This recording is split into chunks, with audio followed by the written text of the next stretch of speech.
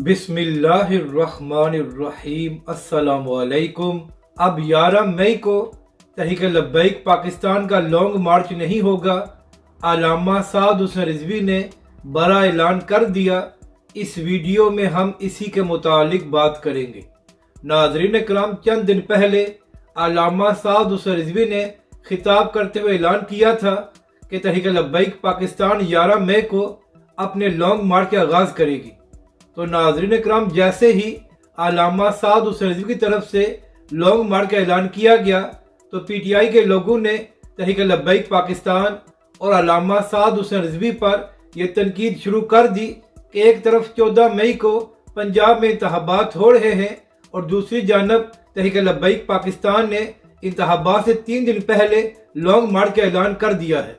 इसके बाद तहरीक लब्बैक पाकिस्तान पर यह भी इल्ज़ाम लगाया गया कि इदारों ने तहरीक लब्बैक पाकिस्तान को दोबारा लॉन्च किया है ताकि पंजाब में इंतखाबात ना हो सके।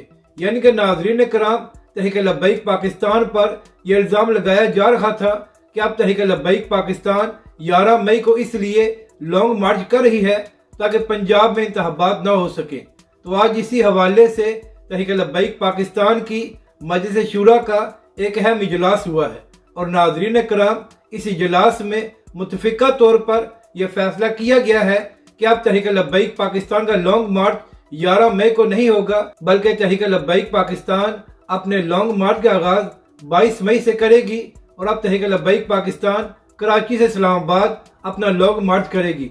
यानी कि नाज़रीन कराम, एक बार फिर अल्लामा साद हुसैन रिजवी और तहरीक लब्बैक पाकिस्तान ने एक बड़ा ऐलान करके पीटीआई और इमरान खान को बुरी तरह एक्सपोज कर दिया है। नाज़रीन करम, अब तहरीक लब्बैक पाकिस्तान 22 तारीख से अपने लॉन्ग मार्च का आगाज करेगी। तो अब पीटीआई के पास पूरा वक्त है कि वो 14 मई को पंजाब में इंतखाबात करा ले। तो हम भी देखते हैं कि किस तरह इमरान खान साहब और पीटीआई के लोग 14 मई को इंतखाबात कराते हैं। मगर हमेशा की तरह अल्लामा साद हुसैन रिजवी ने एक बड़ा ऐलान करके पीटीआई और इमरान खान का मुंह बंद करा दिया है। तो अब देखना यह है कि जब 14 मई को इंतखाबात नहीं होते तो उसके बाद इमरान खान और पीटीआई वाले क्या करते हैं। मगर तहरीक लब्बैक पाकिस्तान 22 मई को अपने लॉन्ग मार्च का आगाज करेगी और इसमें हुकूमत से मुतालबा किया जाएगा कि कीमतों में कमी करके पाकिस्तानी अवाम को रिलीफ दिया जाए। अपनी राय का ज़रूर इज़हार करें कि आपको यह वीडियो कैसी लगी और हमारे इस चैनल को भी सब्सक्राइब करें।